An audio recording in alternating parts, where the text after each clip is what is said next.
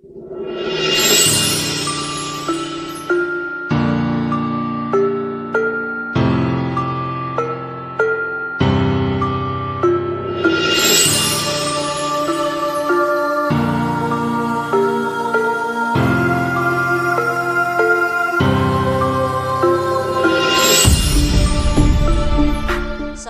warahmatullahi wabarakatuh, kawan-kawan semuanya. Selamat sore. Hari ini alhamdulillah kita diberi lagi kesempatan untuk berdiskusi. Tapi hari ini ada sesuatu yang sangat spesial yang akan kita bahas, yaitu sosok yang tidak banyak diperbincangkan oleh generasi muda saat ini, mungkin karena minimnya literatur, juga tidak banyak orang yang menceritakan tentang sosok yang akan kita bahas sore hari ini. Siapakah sosok tersebut? Dia adalah kakak kandung dari Raden Ajeng Kartini. Nah, biasanya kan ada guyonan nih, kalau ada Kartini itu cewek, berarti yang cowok Kartono dong gitu. Nah, ternyata itu nggak sekedar cuman guyonan teman-teman semuanya. Sosok Kartono ini memang ternyata ada. Dia punya nama lengkap Raden Mas Panji Sosro Kartono. Sosok ini pula yang sangat menginspirasi Raden Ajeng Kartini saat itu, juga pada saat penulisan buku Habis Gelap Terbitlah Terang. Nah, di diskusi kita sore hari ini sudah ada bersama kita semuanya. Di sebelah saya Pak Erlangga Pribadi Kusman yang merupakan dosen dari Departemen Politik Universitas Erlangga. Bersama kami juga sore hari ini adalah Ustadz Kuswandi yang dimana nanti beliaunya akan membahas lebih daripada Raden Mas Panji Sosro Kartono dari sisi spiritual, dari segi tasawuf, karena memang dari yang beberapa bacaan atau literatur yang saya dapatkan, sosok dari Sosro Kartono ini merupakan guru spiritual dari beberapa bapak bangsa, salah satunya adalah Bapak Presiden pertama Republik Indonesia, yaitu Insinyur Soekarno. Nah, daripada kita panjang-panjang di opening, kita langsung aja masuk ke segmen pertama kita sore hari ini, yaitu bagaimana sih atau siapa sih sebenarnya sosok dari Sosro Kartono ini yang akan kita bahas. Sebenarnya sih ada ya orang yang memproyeksikan atau mendefinisikan atau menggambarkan sosok dari Sosro Kartono ini macam-macam. Ada yang bilang dia itu sakti, punya kewaskitoan, terus kemudian punya ilmu yang sangat ajaib ya, karena rumornya itu dia bisa menyembuhkan segala macam penyakit. Tapi ternyata tidak hanya dari sisi situ saja, beliaunya ini juga merupakan seorang akademisi, ilmuwan di bidangnya, yang itu juga pada akhirnya nanti selama perjalanannya menginspirasi para pendiri bangsa. Nah, sebelum kita lebih jauh membahas ke arah sana, saya ini penasaran. Jadi dari kecil ternyata sosok Sosro Kartono ini sudah sangat terlihat cerdas dan mampu membaca masa depan. Nah, dia juga memiliki julukan si jenius dari timur dan the Javanese Prince. Beliaunya ini dulunya lahir dan bersekolah di Semarang, kemudian melanjutkan ke Belanda.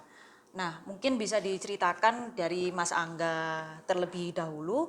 Jadi gimana sih perjalanannya dia itu dari Semarang kok tiba-tiba ke Belanda? Saya juga dengar gini Mas Angga, dia itu orang pertama Indonesia ya, orang pertama waktu itu Hindia Belanda, pribumi yang berhasil sekolah ke Belanda. Yeah. Pastinya kan sangat luar biasa. Gimana Mas Angga? Iya, memang terima kasih. Terima kasih atas waktunya. Gini, bahwa memang Sosro Kartono ini termasuk angkatan pertama yang disekolahkan ke Belanda dari beberapa kalangan-kalangan bangsawan ya pada waktu itu. Generasi pertama beliau itu sekitar tahun 1897 itu berangkat ke Belanda untuk sekolah. Nah, sebelumnya itu sebenarnya ada yang menarik, bahwa pertama tadi sudah diutarakan beliau adalah kakak dari Kartini, dari Ibu Kartini, dan beliau inilah yang memberikan semangat dan motivasi terus kepada Kartini. Pada waktu itu Kartini sempat merasa merasa kehilangan harapan ya kan, ketika dalam tatanan feodalisme Jawa, ketika kemudian sampai akhir balik dia harus dipingit dan tidak bisa melakukan sosialisasi, melakukan interaksi sosial seperti biasanya. Nah, kakaknya ini Sosro Kartono di antara kakaknya yang lain untuk selalu motivasi Kartini untuk belajar. Artinya beliau mengutarakan, meskipun kamu di rumah, tapi hati dan pikiranmu itu tidak terbelenggu. Kamu masih bisa menulis, kamu masih bisa belajar, kamu masih bisa membaca gitu kan. Nah, Kartini ini dengan guru dari keluarga keluarga besar itu namanya Mbah Soleh Darat. Jadi Mbah Soleh Darat dan Sosro Kartono itu yang selalu memotivasi Kartini sehingga kemudian Kartini itu bisa menginspirasi menulis catatan harian yang dari habis gelap terbitlah terang seperti itu yang kemudian mendorong kaumnya untuk kemudian bersama-sama mencintai bangsanya. Bukan hanya kaum perempuan, tapi juga kalau kita lihat bahwa kalau kita bicara Kartini yang dimotivasi Sosro Kartono, generasi kalangan intelijensia itu menghormati Kartini dan Sosro Kartono. Nah setelah itu kan beliau di HBS ya di Semarang. Dia sekolah di Semarang dan beliau di antara kalangan-kalangan bumi putra Amtenar, kaum-kaum bangsawan yang sekolah pada waktu itu, beliau terkenal termasuk kalangan yang cerdas dan paling menguasai bahasa Belanda. Nah dari situ Sosro Kartono ini kemudian mengutarakan bahwa saya punya keberuntungan karena oleh orang tua saya yang memiliki orientasi maju, saya dititipkan pada orang Belanda pada waktu itu untuk belajar bahasa Belanda untuk ini. Nah, tapi juga dari proses itu kemudian beliau karena lulusan terbaik ya di HBS di Semarang, beliau kemudian berangkat ke Belanda pada umur 20 tahun 1897. Nah, pada awalnya Sosro Kartono ini sekolah di teknik.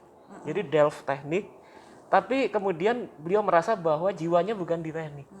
Sehingga kemudian Sosro Kartono kemudian mengambil sikap beliau pindah ke jurusan filsafat dan bahasa Leiden. Pada awal-awal bahkan dia kalau dia tahun 1898 itu kuliah di Leiden, dia tahun 1890 berapa gitu. Enggak lama dari itu dia diminta untuk menjadi wakil dari kaum terpelajar Indonesia untuk membacakan orasi dalam sebuah konferensi internasional pada waktu. Jadi waktu itu dia masih belum lulus tapi sudah dipercaya seperti itu. Nah, dalam konferensi itu dia bicara tentang bagaimana pendidikan bahasa dan pendidikan modernitas itu diajarkan di Belanda. Jadi dia utarakan bahwa dengan bahasa yang halus ya, karena beliau ini kan dikenal sebagai the Prince of Java. Jadi juga dikenal sebagai the peak of Javanese eloquence. Jadi puncak dari kefasihan Jawa kira-kira seperti itu. Dikenal di kalangan intelektual gitu. Nah di situ dia bicara dengan bahasa halus, dia bicara dengan memohon bahwa kalau misalnya Belanda itu ingin memajukan orientasi pendidikan gitu, ya jangan tanggung-tanggung. Karena dia merasakan bahwa ada diskriminasi yang dihadapi oleh kalangan-kalangan bumi putra yang bersekolah di sekolah-sekolah Belanda terkait dengan bagaimana pertama soal bahasa. Jadi tidak semua misalnya ketika misalnya sekolah terus kemudian menjadi amtenar, kalangan amtenar atau priai bumi putra tidak boleh ngomong bahasa Belanda dengan atasannya yang orang Belanda begitu. Demikian juga sekolah itu hanya sangat terbatas sekali. Dia bilang bahwa hanya ratusan orang kalangan tertentu dan tidak hanya kalangan tertentu, dari kalangan tertentu itu hanya ratusan orang yang mengenal bahasa. Dia melihat bahwa dari sinilah bahwa Belanda mendorong pendidikan tapi tidak ingin orang-orang bumi putra itu cerdas, maju. Nah itu yang salah satu hal yang cuma dia bilang begini, dia berpesan kepada kalangan-kalangan terpelajar yang sekolah di Belanda ataupun yang di Nusantara, dia bilang ini, kalian semua, kita semua belajarlah hal-hal yang baik dari negeri Eropa, tapi jangan jadi Eropa. Dia bilang itu. Janganlah jadi Eropa, jadilah dirimu sendiri. Ingatlah kejawaanmu, dia bilang. Dan dia kemudian memberikan metafor bahwa seperti tanaman, meskipun dia disiram air, diberikan pupuk segala macam, dia tidak menjadi air, dia akan menjadi tanamannya. Nah begitulah kalian semua menjadi warga Indonesia, warga Nusantara yang menyerap seluruh pengetahuan manapun, tapi jangan lupa dalam tanda petik kejawaan, kejati dirimu. Pada waktu itu belum muncul istilah Indonesia, tapi dia bilang bahwa dari jati dirimu, dari kejawaanmu itu. Dan dia bilang lagi satu hal yang membuat Sno Guru-gurunya itu marah. Itu dia bilang gini, siapapun yang mengobrak-abrik budaya dan negeriku, maka akan berhadapan dengan saya. Pada saat-saat itu, Sosro Kartono itu masih kuliah. Nah, Sno Guru-gurunya pada waktu itu setelah dia ke Aceh, terus kemudian dia ke Aceh, dia ke Mekah, dia membongkar semua hal yang menjadi bagaimana menjinakkan Nusantara. Dia ke Leiden, dan di Leiden dia jadi rektor. Jadi pada proses selanjutnya kenapa marah? Ini Sosro Kartono yang masih kuliah, dia tidak memiliki ketakutan untuk bicara yang benar, bahkan pada penguasa universitas itu. Sebentar, dia tadi sempat ke Mekah berarti ya? Sno Guru-gurunya sempat ke Mekah. Oh, jadi oke. dari Aceh, dari Mekah, dia punya motif lain. Oh, oke.